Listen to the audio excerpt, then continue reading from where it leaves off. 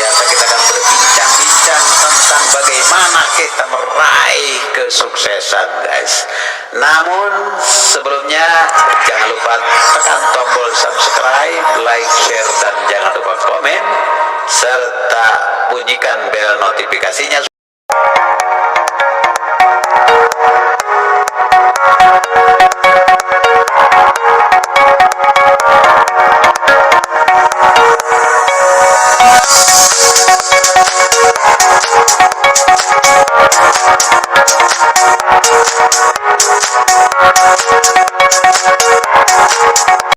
Kebencian yang tadinya penyakit psikis, penyakit mental, dia akan berdampak terhadap penyakit fisik, ya, sehingga akan mengakibatkan kinerja kita dalam keseharian itu menurun.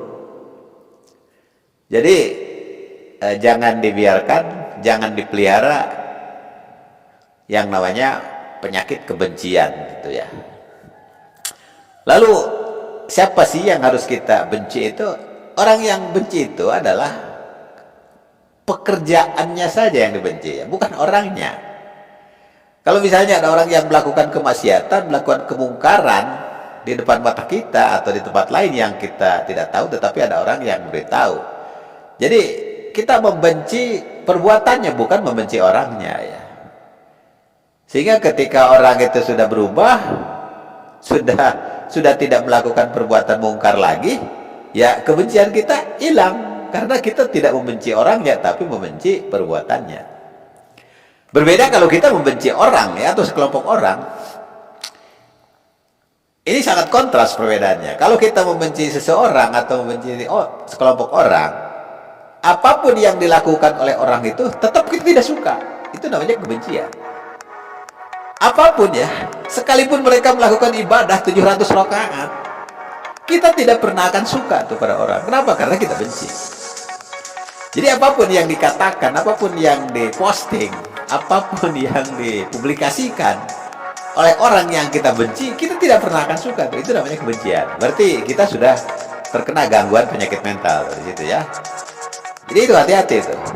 Jadi kadang-kadang kita tidak sadar tuh di situ tuh.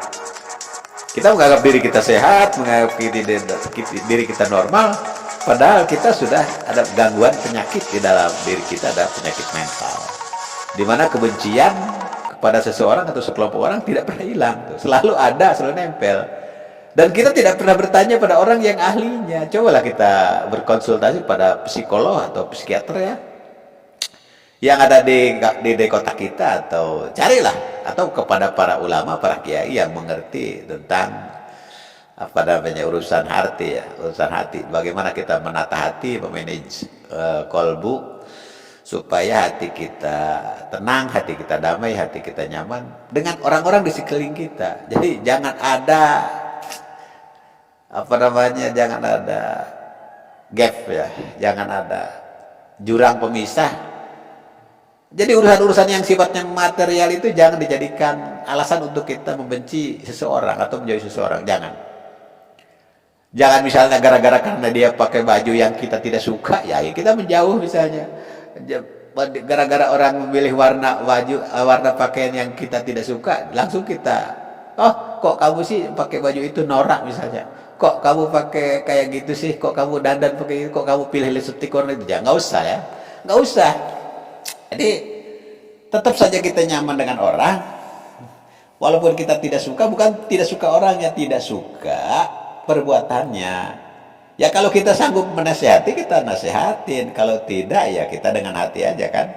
Ya karena kalau kita melihat kemungkaran, kita rubah dengan tangan kita, gitu kan, atau dengan kekuasaan kita, dengan jabatan kita.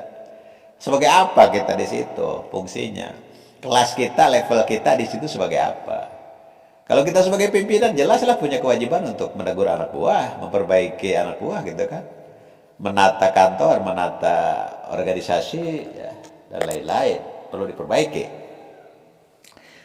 Tapi kalau misalnya teman sejawat, ya kita ingatkan dengan bahasa-bahasa perkawanan, ya, persahabatan. Misalnya, wah saudaraku, misalnya, wah itu kurang bagus, misalnya. Coba gini nih, nah itu ya caranya, aduh itu banyak caranya, ya. Tapi kalau misalnya kita segan, tidak berani, udah dalam hati aja lah. Karena misalnya dia levelnya udah tinggi, hartanya udah banyak, ilmunya udah lebih tinggi dari kita. Sementara dia melakukan perbuatan buruk, kita tidak sanggup ngomong, misalnya udahlah dalam hati aja lah, gitu kan. Dan dengan catatan kita di luar jangan menggunjing, jangan dibicarakan dengan orang lain. Kita melihat orang lain berbuat tidak baik, maksiat, terus kita katakan di luar, jangan. Itu namanya sama aja dengan menggunjing, dan dosanya akan pindah ke kita. Pahala sholat kita, pada ibadah kita akan dikasihkan ke dia ya. Naudzubillah, jangan seperti itu. Ya lebih baik ya minimal kita jangan ikut-ikutan, ya maksimalnya kita bisa mengingatkan, ya menyadarkan orang. Tapi kan murid mungkin itu kelasnya udah kelas hebat ya. Jadi orang yang bisa menyadarkan orang lain itu kelasnya udah kelas hebat. Jadi sudah fungsinya udah penasehat namanya itu ya, penasehat. Jadi sekali lagi bagaimana kita menghilangkan kebencian pada orang lain? Itu rumusnya sederhana aja guys. Pertama kita akui keunggulan dia lah. Kelebihan dia kita unggulkan. Dia kelebihannya di mana? Nggak mungkin tuh orang itu 100% bodoh. Nggak ada. Nggak ada orang yang bodoh 100%. Pasti dia unggul di satu bidang. Cuma kan kita kadang-kadang tidak jeli. Keunggulan dia di mana? Saya melihat orang-orang di sekitar saya itu semua punya keunggulan. Ada yang unggul di olahraga, ada yang unggul di seni, ada yang unggul di orasi ya. Ada yang unggul di politik, ada yang unggul di bisnis, ada yang unggul di ngaji, dan lain sebagainya. Jadi orang-orang di sekitar kita ada keunggulan mereka. Jadi tidak ada tuh orang yang lemah 100%. Bodoh 100% nggak ada. Ada pasti salah satu dia unggul di bidang-bidang tertentu. Apa di kinestik, apa di mental ya, itu macam-macam orang. Dan kita juga tidak mungkin kita ini sempurna. Kita bukan superpower, kita bukan malaikat ya. Kita pasti punya kelemahan, dan kelemahan itulah ya yang mendorong kita untuk menghargai orang lain, menyayangi orang lain, mengasihi orang lain.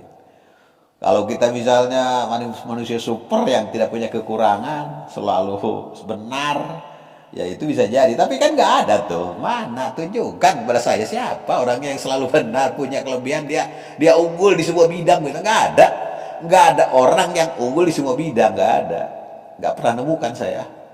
Ya, saya tidak pernah menemukan orang yang unggul di semua bidang. Dia unggul di A, lemah di B gitu kan, unggul di C, lemah di D gitu kan. Jadi disitulah, jadi kuncinya adalah bagaimana kita menghormati orang lain, yaitu dengan cara, kuncinya adalah dengan mengakui keunggulan orang lain, mengakui keunggulan orang-orang yang kita benci, dan menyadari kelemahan yang kita miliki. Terima kasih, saya Kumang Merah. Assalamualaikum warahmatullahi wabarakatuh.